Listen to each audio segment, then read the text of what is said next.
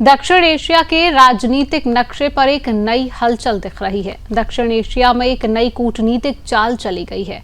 पाकिस्तान ने बांग्लादेश को अपने कराची पोर्ट के इस्तेमाल की पेशकश की है। यह प्रस्ताव दोनों देशों के बीच ढाका में हुई संयुक्त आर्थिक आयोग की 9वीं बैठक में रखा गया, जो करीब 20 साल बाद हुई। पाकिस्तान का कहना है कि इस ऑफर से बांग्लादेश को चीन, खाड़ी देशों और मध्य एशिया के बाजारों तक आसान पहुंच सकती है। लेकिन इस कदम के पीछे सिर्फ व्यापार नहीं बल्कि एक गहरी रणनीति भी छिपी मानी जा रही है। दरअसल भारत और बांग्लादेश के बीच हाल के महीनों में कई व्यापारिक मतभेद सामने आए हैं। 8 अप्रैल 2025 को भारत सरकार ने एक सर्कुलर जारी कर बांग्लादेश को तीसरे देश को निर्यात के लिए भारत की जमीन से माल भेजने की सुविधा खत्म कर दी थी। इस फैसले के बाद बांग्लादेशी कंपनियां भारत के लैंड कस्टम स्टेशनों के रास्ते पर अपने प्रोडक्ट्स को किसी तीसरे देश को नहीं भेज सकती थी। यह फैसला सीधे तौर पर बांग्लादेश के एक्सपोर्ट नेटवर्क पर असर डाल गया। इसी बीच एक और बड़ा झटका अगस्त में लगा, जब भारत ने बांग्लादेशी जूट प्रोडक्ट्स पर बंदरगाहों से आने वाली सप्लाई को रोक दिया। भारत ने आरोप लगाया कि बांग्लादेश की सरकार अपने जूट उद्योग को सब्सिडी दे रही है, जिससे भारतीय जूट इंडस्ट्री को नुकसान हो रहा है। इस रोक के बाद बांग्लादेश के जूट एक्सपोर्ट को तगड़ा झटका लगा। जुलाई 2025 में जहां उसकी कमाई $12.9 मिलियन थी, वहीं अगस्त तक यह घटकर सिर्फ $3.4 मिलियन रह गई। जवाब में बांग्लादेश ने भारत से धागे यार्न का आयात बंद कर दिया और कई लैंड पोर्ट्स जैसे बेनापोल, भोमरा, सोना मस्जिद, बंगलबंधा और बुरीमारी पर आयात रोक दिया। इस पूरे घटनाक्रम ने भारत बांग्लादेश के आर्थिक रिश्तों में ठंडक ला दी और यहीं से पाकिस्तान ने मौका तलाश लिया। ढाका में हुई जेईसी की बैठक में पाकिस्तान ने कहा कि बांग्लादेश चाहे तो अपने जूट प्रोडक्ट्स और अन्य एक्सपोर्ट्स के लिए कराची पोर्ट का इस्तेमाल कर सकता है। पाकिस्तान ने यह भी पेशकश की है कि वह बांग्लादेशी बिजनेस डेलीगेशन को कराची और ग्वादर दोनों बंदरगाहों के ट्रेड फायदों से अवगत कराएगा। पाकिस्तान का तर्क है कि कराची पोर्ट से बांग्लादेश के मालों को चीन, खाड़ी देशों और मध्य एशिया तक सस्ता और तेज रास्ता मिल सकता है। सिर्फ इतना ही नहीं, पाकिस्तान ने इस बैठक में बांग्लादेशी छात्रों और टेक्निकल एक्सपर्ट के लिए 500 नई स्कॉलरशिप और ट्रेनिंग सीट्स बढ़ाने की घोषणा भी की। दोनों देशों ने इस प्रस्ताव पर आगे काम करने के लिए एक ज्वाइंट वर्किंग ग्रुप बनाने पर सहमति जताई है। ये तमाम कदम दिखाते हैं कि पाकिस्तान इसको सिर्फ आर्थिक नहीं बल्कि कूटनीतिक स्तर पर भी केश करने की कोशिश कर रहा है। भारत बांग्लादेश के बीच हालिया तनावों का फायदा उठाने के लिए पाकिस्तान यह प्रस्ताव रखा है। इस कदम से पाकिस्तान अपने लिए दक्षिण एशिया में एक नया साझेदार तैयार करने की कोशिश कर रहा है। कुछ विश्लेषक इसे इंडिया रिवर्स डिप्लोमेसी का नाम दे रहे हैं, यानी पाकिस्तान वहां हाथ बढ़ा रहा है जहां भारत का प्रभाव हाल में थोड़ा कमजोर पड़ा है। हालांकि दूसरी तरफ ये भी सच है कि यह प्रस्ताव जितना सुनने में आकर्षक है उतना अमल में आसान नहीं। कराची पोर्ट तक बांग्लादेश का सीधा समुद्री रास्ता लंबा और महंगा है। ढाका से कराची तक का सी रूट करीब 4000 किलोमीटर लंबा है, जबकि बांग्लादेश के मौजूदा निर्यात भारत के जरिए सिर्फ 1000 किलोमीटर के भीतर पूरा हो जाता था। ऐसे में यह तय है कि लागत और लॉजिस्टिक दोनों ही पाकिस्तान के इस प्रस्ताव के सामने एक बड़ी चुनौती बनेंगे। इसके बावजूद पाकिस्तान की इस पहल ने क्षेत्रीय राजनीति में नई हलचल पैदा कर दी है।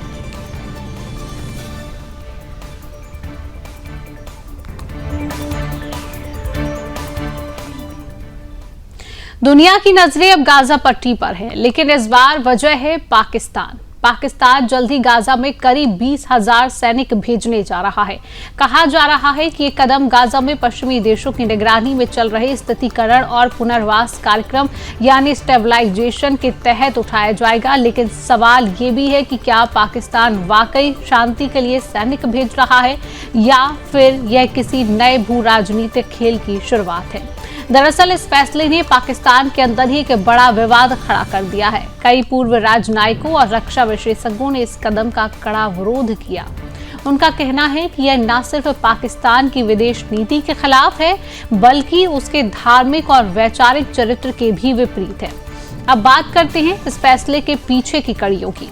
एक रिपोर्ट में शीर्ष खुफिया सूत्रों के हवाले से ये बताया गया कि इस तैनाती का फैसला उस समय हुआ जब पाकिस्तान के सेना प्रमुख जनरल असीम मुनीर ने मिस्र में इजरायली खुफिया एजेंसी मोसाद और अमेरिकी खुफिया एजेंसी CIA के अधिकारियों से गुप्त मुलाकात की।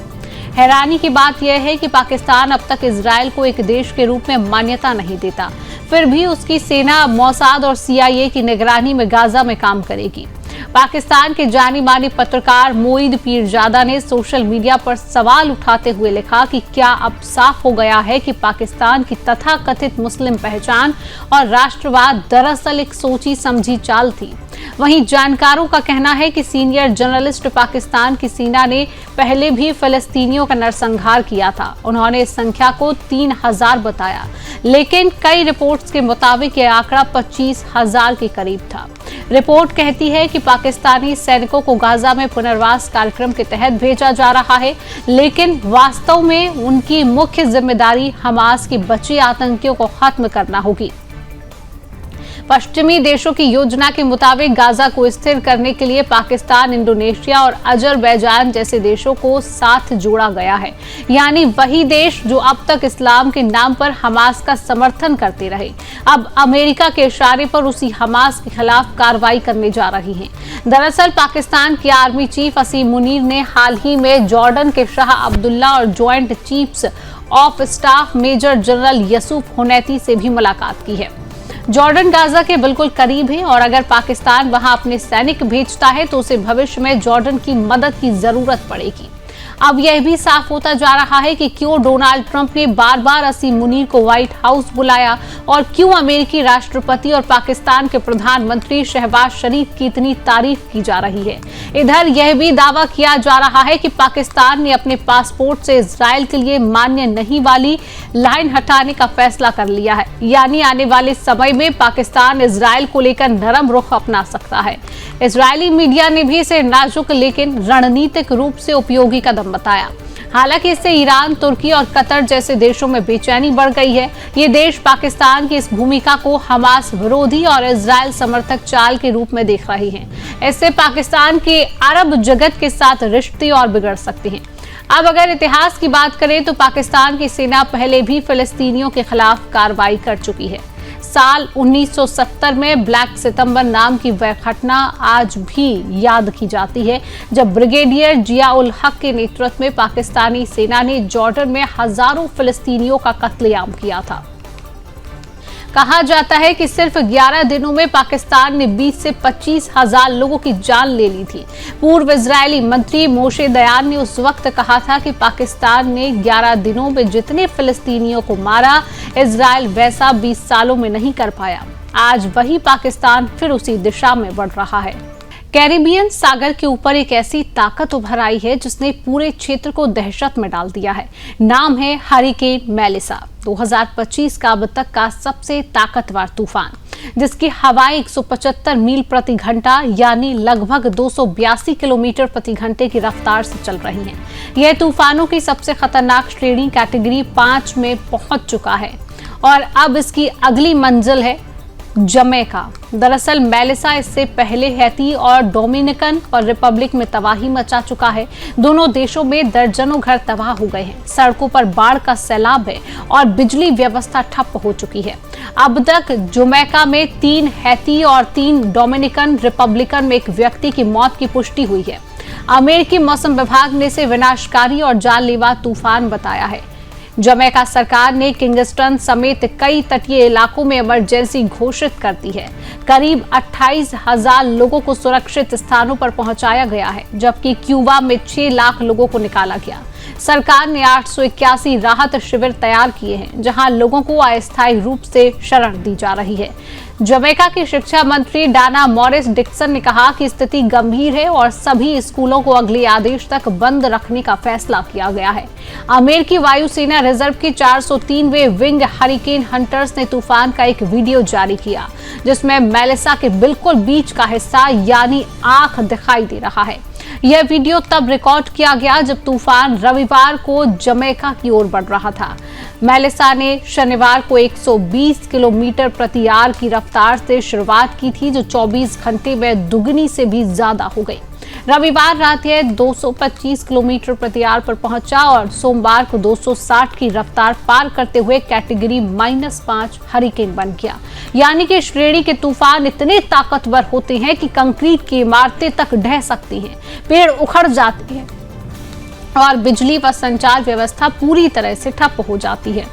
2025 में अब तक 4 कैटेगरी 5 तूफान दर्ज किए जा चुके हैं, जो पिछले कई वर्षों में सबसे अधिक हैं। वैज्ञानिकों का कहना है कि मेलिसा की सबसे खतरनाक बात है कि इसकी धीमी रफ्तार।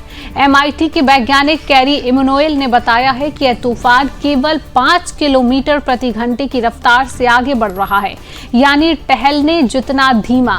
और यही वजह है कि यह किसी इलाके पर लंबे समय तक मंडराकर तबाही मचा सकता है। इमैनुएल ने यह भी कहा है कि इस बार अटलांटिक में भले तूफान कम बने हों, लेकिन जो भी बने हैं वो बेहद ताकतवर हुए हैं। यह जलवायु परिवर्तन का सीधा असर है। क्लाइमेट सेंट्रल के वैज्ञानिकों के मुताबिक मेलिसा जिस समुद्र के ऊपर से गुजरा, वहां का पानी 1.4 डिग्री सेल्सियस ज्यादा गर्म था। यह गर्मी इंसानों द्वारा फैलाए गए प्रदूषण और ग्लोबल वार्मिंग की वजह से थी। जब समुद्र का पानी गर्म होता है तो तूफान और ज्यादा नमी खींचते हैं, जिससे अब ऐसे तूफानों में 25 से 50% ज्यादा बारिश होती है।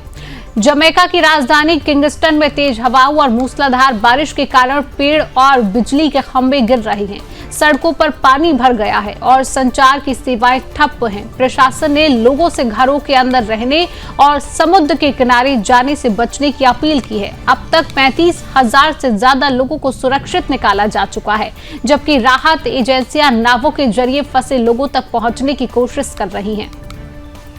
अमेरिकी नेशनल हरिकेन सेंटर ने चेतावनी जारी की है कि मेलिसा का असर क्यूबा, कैमेन द्वीप और ब्रह्मास तक पहुंच सकता है। समुद्र में लहरों की ऊंचाई 10 मीटर तक बताई जा रही है, जो तटीय इलाकों में भारी बाढ़ ला सकती है। वास्तव में मेलिसा सिर्फ एक तूफान नहीं, यह धरती की बदलती जलवायु का डरावना संकेत है। एक चेतावनी कि अगर ग्लोबल वार्मिंग की रफ्तार यूं ही बढ़ती रही तो ऐसे सुपर हरिकेन आने वाले वक्त में आम हो जाएंगे और तब शायद प्रकृति का यह कहर किसी सीमा में नहीं रहेगा।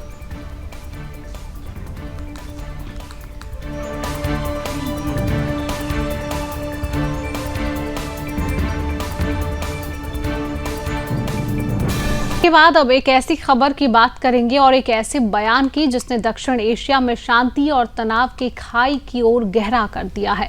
सवाल यह है कि क्या केवल कूटनीतिक वार्ता और दो देशों के बीच शांति समझौते की कोशिश भविष्य में खुले युद्ध की राह रोक सकती है। दरअसल आज हम बात कर रहे हैं पाकिस्तान और अफगानिस्तान के बीच बढ़ते तनाव और धमकियों की। वास्तव में यह पूरी कहानी इस्तांबुल में शुरू हुई, जहां शनिवार को पाकिस्तान और अफगानिस्तान के बीच शांति वार्ता का दूसरा दौर आयोजित किया गया। इस दौर में पाकिस्तान के रक्षा मंत्री ख्वाजा आसिफ कथित रूप से आक्रामक बयान देने से बाज नहीं आए। उन्होंने अफगानिस्तान को ओपन वॉर की धमकी दी, जबकि दूसरी ओर अफगान प्रतिनिधि मंडल का नेतृत्व उपगृह मंत्री रहमतुल्लाह मुजीब कर रही हैं। इस दल में अफगान गृह मंत्री नूर अहमद नूर के भाई अनस हक्कानी भी शामिल हैं। पहला दौर 18 और 19 अक्टूबर को दोहा में संपन्न हुआ था, जिसकी मध्यस्थता कतर और तुर्की ने की थी। पाकिस्तान का प्रतिनिधित्व सुरक्षा अधिकारियों का 2 सदस्यीय दल कर रहा है। ख्वाजा आसिफ ने कहा कि इस नए दौर का नतीजा रविवार तक सामने आ सकता है और अगर बातचीत विफल रही तो पाकिस्तान के पास अफगानिस्तान के साथ खुले संघर्ष में शामिल होने के अलावा कोई विकल्प नहीं बचेगा। हालांकि उन्होंने यह भी कहा कि दोनों पक्ष शांति चाहते हैं। पाकिस्तानी मीडिया की रिपोर्ट के अनुसार इस्लामाबाद एक थर्ड पार्टी ओवरसाइट स्ट्रक्चर बनाने की योजना भी तैयार कर रहा है। इसकी सह अध्यक्षता तुर्की और कतर कर सकती है, ताकि वार्ता की प्रगति की पुष्टि हो सके और नियमों का पालन न करने वालों पर कार्रवाई की जा सके। इस बीच पाकिस्तान को उम्मीद है कि अफगान पक्ष तहरीक तालिबान पाकिस्तान के खतरे को अपने क्षेत्र से खत्म करने के लिए ठोस कार्रवाई करेगा। पाकिस्तान का तर्क है कि टीटीपी सीमा पार हमले करने के लिए अफगान जमीन का इस्तेमाल करता है। यही मुद्दा दोनों देशों के बीच तनाव का एक प्रमुख कारण बन रहा है। वास्तव में काबुल और इस्लामाबाद के संबंध पिछले कुछ हफ्तों में काफी जटिल हो गए। डूरंड लाइन पर कई झड़पें हुई हैं। अफगान विदेश मंत्री आमिर खान मुत्ताकी की नई दिल्ली की यात्रा को पाकिस्तान ने संशय की दृष्टि से देखा और यात्रा के पहले ही दिन काबुल में ड्रोन हमले किए गए। यह घटनाएं दोनों देशों के बीच बढ़ते तनाव को दिखाती हैं। स्थिति को और जटिल बनाने वाला पहलू है अफगानिस्तान का कुनार नदी का बांध निर्माण का निर्णय। 22 अप्रैल को भारत द्वारा सिंधु जल संधि निलंबित करने के महीनों के बाद अफगानिस्तान ने जल्दी से जल्दी इस परियोजना की घोषणा की।